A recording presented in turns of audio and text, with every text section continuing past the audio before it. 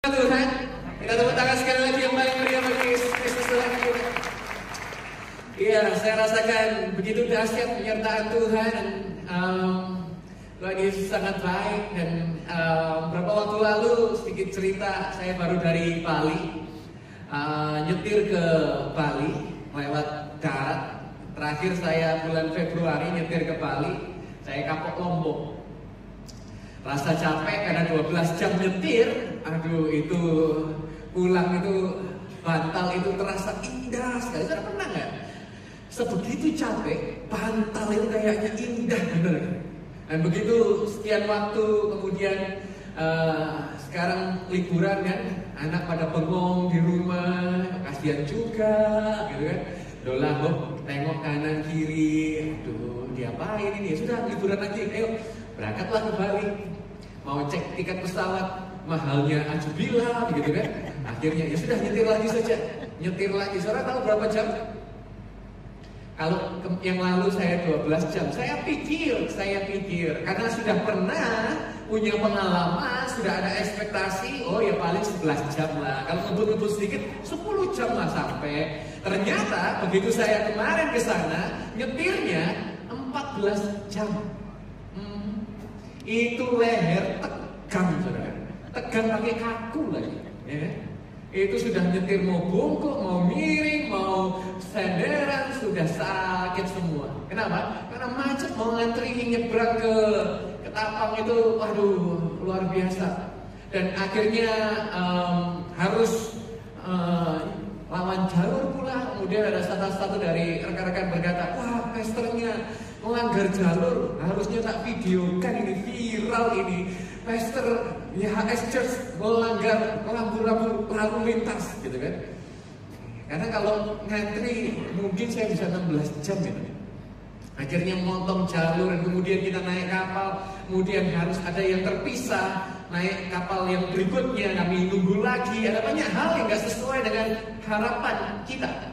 Harapannya adalah cepat sampai, cepat liburan, cepat senang-senang gitu. Tapi begitu dijalani ternyata tidak sesuai yang kita harapkan. Kenapa saya cerita ini kepada saudara? Karena berapa banyak hari ini kita harus melalui kondisi yang tidak sesuai untuk akhirnya kita bisa melihat campur tangan Tuhan dalam kehidupan kita. Berapa banyak kita harus alami yang namanya gak adil, dikhianati, ditinggal orang yang baik. Bukan berarti Tuhan kemudian batal menepati janjinya dalam kehidupan kita. Kalau ada yang sedang membuatmu lelah, Tuhan mau melatih kita untuk menjadi pribadi yang lebih hebat. Katakan kepada kanan kiri saudara, kamu hebat. Kamu hebat. Ya.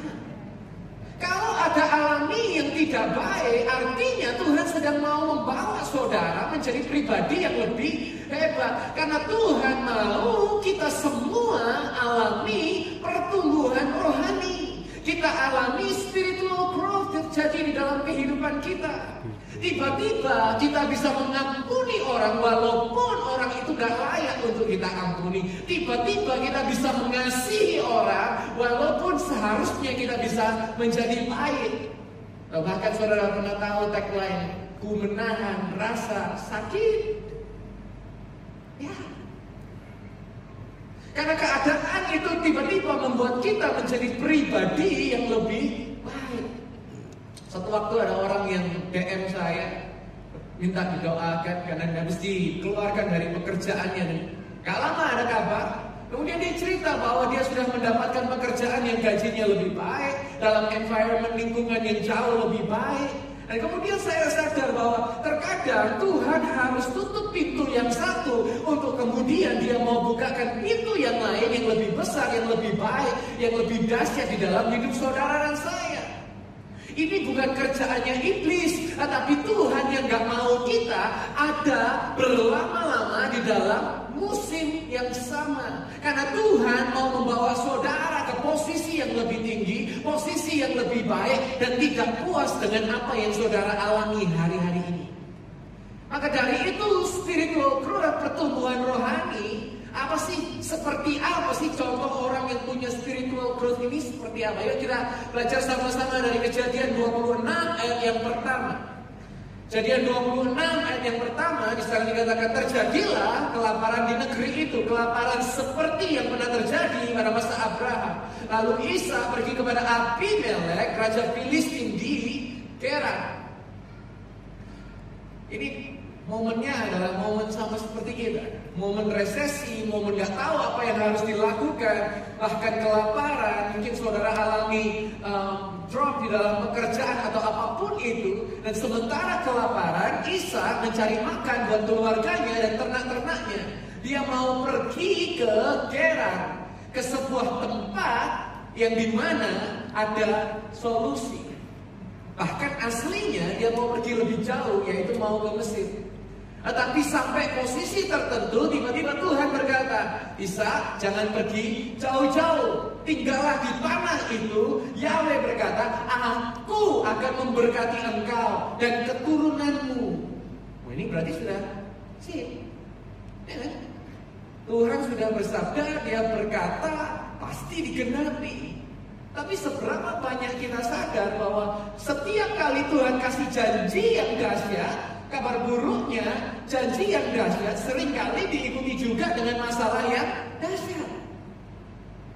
Kalau Isaac ini mungkin sudah pindah ke Mesir, mungkin dia nggak melihat apapun yang harus dia alami. Yang akan saya sampaikan, Anda memperhatikan, ini dia mengalami sebuah kondisi yang begitu luar biasa pelik. Dan ketika kelaparan, Tuhan berkata jangan pergi jauh-jauh, ya. Kemudian dia tinggal di sana dan dia mulai mengerjakan sawahnya, dia mulai mengerjakan kebunnya, dia mulai berkemah di sana. Dan yang terjadi, saya bisa memahami bahwa banyak orang Filistin bingung dan berkata bahwa ini kering bro, ngapain kamu bikin kebun di sini? Gak mungkin tumbuh, gak ada air. Mungkin kayaknya si Isaac ini sudah oleng ini kayaknya. Karena begitu laparnya dia bikin kebun di tengah padang gurun, di tengah kekeringan.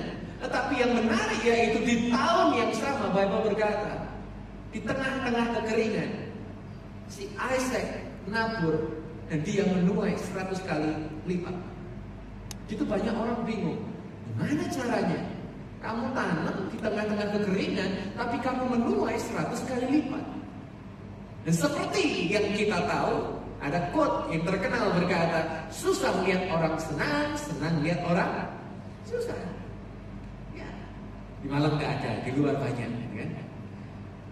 Bukannya di-celebrate, si Isaac dapatkan 100 kali lipat, dibantuin kek, ditolongin kek, sama tahu nanti dikasih bagian kan gitu, diberkati, dikasih kelimpahan dari 100 kali lipat, 100 kali itu gak main-main. Dikasih, dibantuin ya, enggak. Tapi malah dijelesin, dicari masalahnya, mulai digosipin, mulai difitnah yang enggak-enggak, sampai level sebegitu dahsyatnya si Isaac ini dikerjain. Dan mereka Filistin ini berkata, kamu harus pergi dari tanah kami karena kamu terlalu diberkati. Bisa bayangkan? Kan seneng ya, harusnya ada orang di sekitar kita yang diberkati, itu kan senang. Karena apa? Biasanya berkatnya itu akan meluap, cipratan kemana-mana. Tapi ini enggak. Karena begitu diberkati ini satu orang, Filistin berkata, kamu harus pergi dari sini. So bisa bayangkan begitu kecewanya si Isaac. Kenapa? Karena Tuhan yang suruh aku tinggal di sini. Tetapi kenapa kamu yang usir aku? Pindahkan semuanya, kandang hewannya, keluarganya, sekolah anak-anaknya, kebun yang subur, kebun yang menghasilkan 100 kali lipat, sudah susah payah bajak tanahnya. Ini gak adil Tuhan. Karena terkadang kita bisa dalam kehendak Tuhan dan dilawan sama manusia. Kita bisa dalam kehendak Tuhan dan dilawan sama manusia. Seperti Isaac, dia taat, dia ngerjakan, dia ada dalam janji Tuhan, tapi pintunya ditutup. Kenapa? Karena ada jealous, karena ada yang gak suka. Gampang untuk kita kecewa, tetapi ketahui semua itu hanya untuk menunjukkan karya Tuhan dalam kehidupan kita.